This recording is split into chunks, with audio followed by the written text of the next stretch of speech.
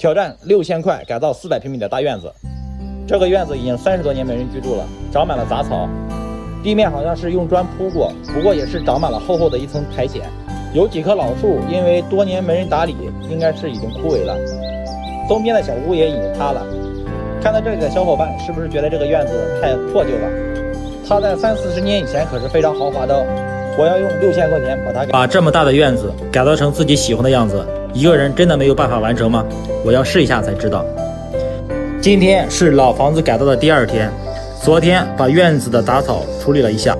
我今天的任务就是要把这3棵树砍掉。这3棵碗口粗细的树，我有点蒙圈了。这个用壁纸刀应该是不行吧？最后决定用一把斧子、一个手锯跟一个大焊来完成。今天的天气真的有点热，然后为了加快进度，我决定用车把已经砍了一半的树给拉倒。也幸好院子够大，然后绳子够长够结实，试了几次成功了，这省了我很大的力气。然后第2棵也不出意外，很容易就拉断了。第3棵因为树根比较大，但是树身已经干了，树根的位置因为是在地面以下，还很湿润。我砍了一半，试着用车拉了几次，效果不太好，不能再用车拉了，因为我闻到了一股焦糊的味道，可能是因为轮胎跟地面摩擦产生的味道吧。干活急性子的我不想用斧子一点一点的砍了，我果断决定用手把它推倒。我用尽了全身的力气，感觉它再不倒我就该倒了。结果我真的把树推倒了，看我当时嘚瑟的样子，我的脚都没地方放了。累了一天的身体又充满了力量，好像再有3棵树还能轻松推倒一样。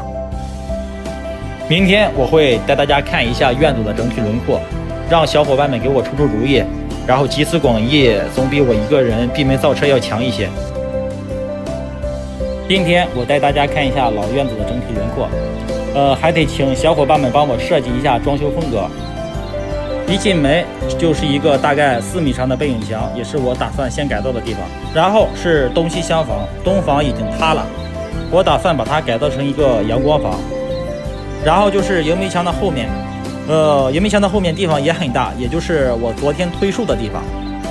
我打算在这里弄一个半中式半日式的露天茶厅，不知道下雨天在这里面喝茶会不会很浪漫。然后就是正房，正房的2边有2个走廊，暂时还没有想好弄成什么样子。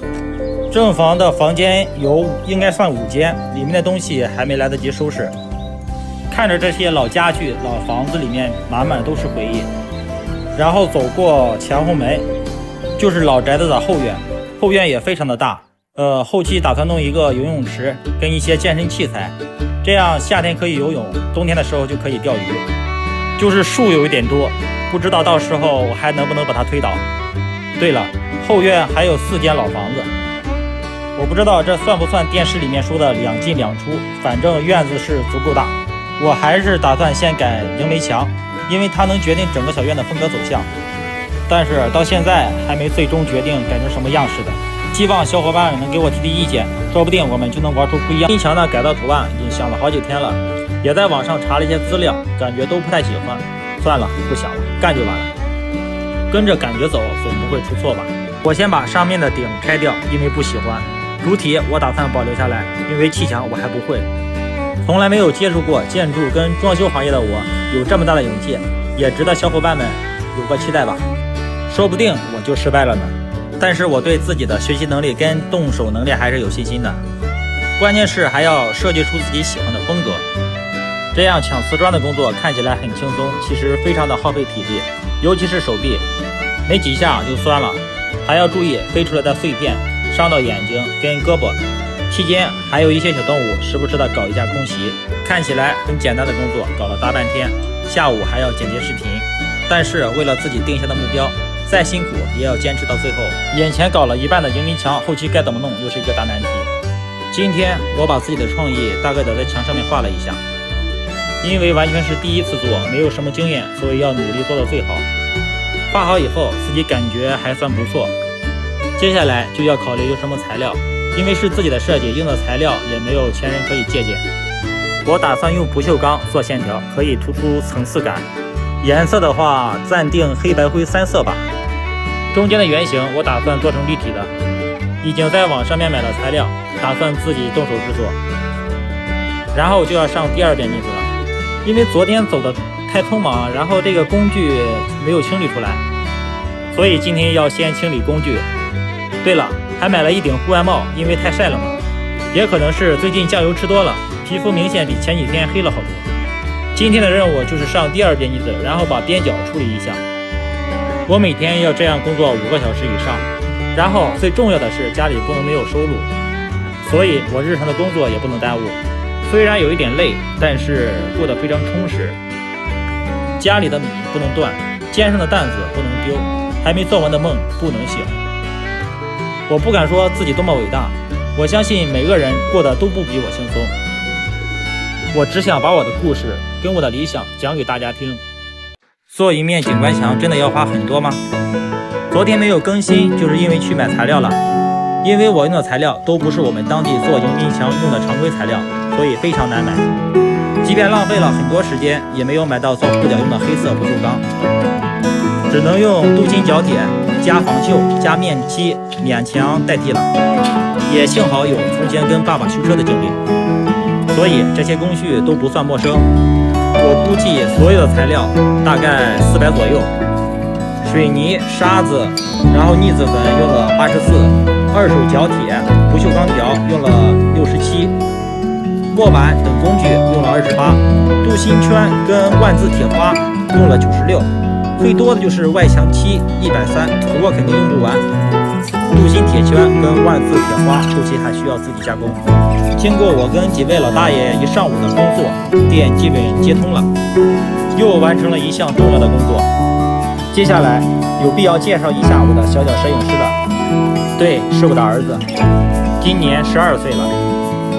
因为太阳太晒，害怕妈妈太辛苦，所以接替了妈妈的工作。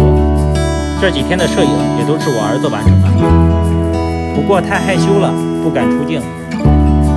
我儿子可是很帅的哦，据说他在学校每天都会收获很多小迷妹。暑假我跟爸爸做了一件有意义的事情，就是跟爸爸改造老家的房子。爸爸说改造好以后会很漂亮的，我相信爸爸，爸爸加油！我家臭小子真的长大了，我要一个人把老家改造一遍。昨天把老院子的电接通了，终于可以用电动工具了。我今天的任务就是把外墙全部打磨，然后上外墙漆。我不知道为什么别人改造老房子1天以后身上还是干干净净的，而我干一会儿活就从小资老板变成了农民工夫妇。可能是我的姿势不对吧，有了电动工具真的是太影响我锻炼身体了。这个速度应该1-2个小时就能干完。如果没有电，用纱布的话还得用1天。北方的夏天3至7、8度，真的太不适合户外体力劳动。稍微一干活就汗如雨下，我的近视眼镜都戴不了，向所有的劳动者致敬。接下来就要刷外墙漆了，我不知道这种油漆需不需要加水，外包装也没有使用说明，算了，不加水了，反正油漆够多。找了一根比我年纪还要大的木棍，搅拌了一下，准备开干。首先我用小一点的毛刷把边边角角不容易刷到的地方刷了一遍，漆还不错，覆盖力挺好。然后大面积的地方我用滚刷涂的，动作那是相当的行云流水啊，墙漆也随着我的动作水花四溅。期间手臂酸了，休息的时候把买来的角铁按尺寸分割好，准备做护脚用。就这样不知不觉天就快黑了。这就是我32岁的时候忙碌且充实的一天。回来剪辑视频的时候才发现，我装漆竟然用了我家祖传的洗脸盆。明天我一定清洗出来放在保险柜里面。今天就要制作迎宾墙的配件了，因为感觉镂空的不是特别好看，所以就去铁市买了2张铁皮，花了20。首先要把所有的配件彻底打磨一遍，因为我的第一技能就是电气焊维修，所以看见铁的东西就特别亲切，也相当的得心应手。有的网友吐槽我进度太慢了，我觉得有必要解释一下，因为我做的迎宾墙不同于常规，材料很难买，就连上面的配件也是自己动手制作，关键是做好以后不能太难看。第一个当小白鼠的风险是很高的，所以我每走一步都非常的谨慎，做不好的话脸就丢到全国去了。越到最后自己越忐忑，害怕自己做不好，不过怕是没有用的，加油干就完了。要把铁环整理打磨一下，然后把万字铁花固定在上面。这些工作做起来都非常的舒服，因为我平时也喜欢做一些手工。颜色的话，我打算把它漆成黑色，因为黑色显得有内涵有故事。因为是户外使用，所以防锈一定要做好。我是先把配件做好防锈，然后再组装，这样里边也能做好防护。这种防锈比较难固化，要等7、8个小时以后才能做第2遍。到时候已经是深夜了，小伙伴们应该都睡了吧。制作的过程付出了很多的汗水，也遇到了很多的困难，不过幸好做出的整体效果基本满意，也算值了。今天决定跟老公体验一下改造小热的艰辛。感化清了吗？对吗？感化清了吧？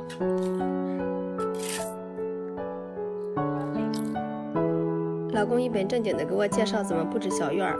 这个院子实在有些大，要建鱼池、建凉亭，还要开出一片菜地，种一些花花草草，还扬言要给我做一个秋千。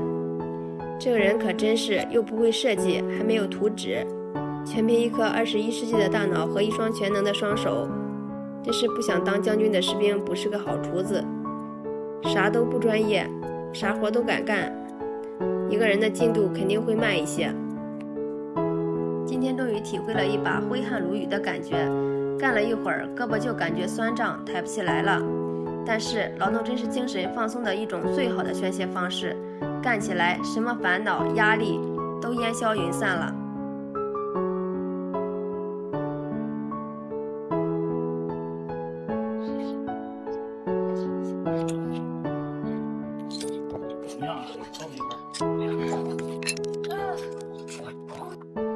你们听清我刚刚说的什么了吗？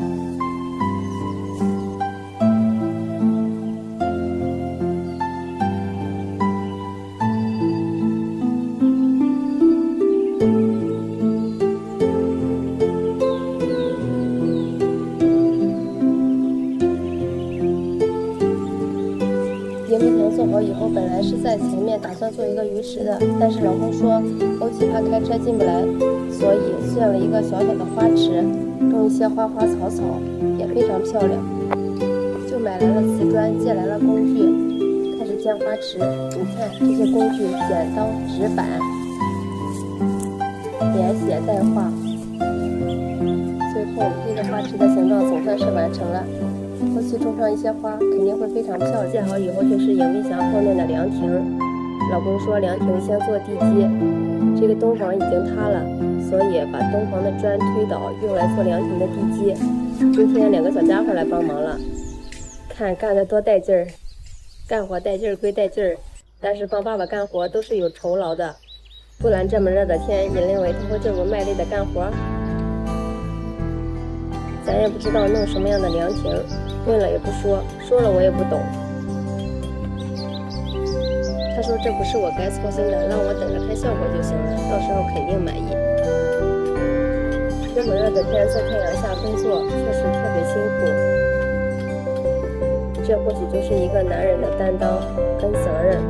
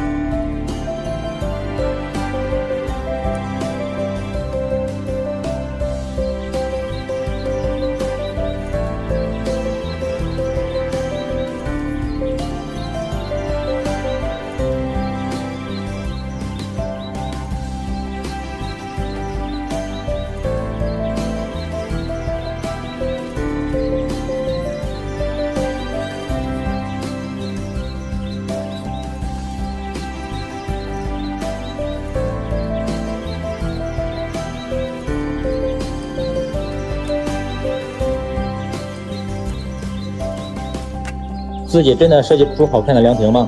我觉得可以的。昨天买了建凉亭的材料，找好水平，今天就要把主体弄好。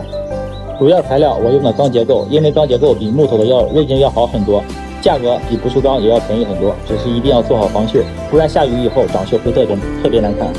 一个人工作真的比较辛苦，我就像小猴子一样爬上爬下的。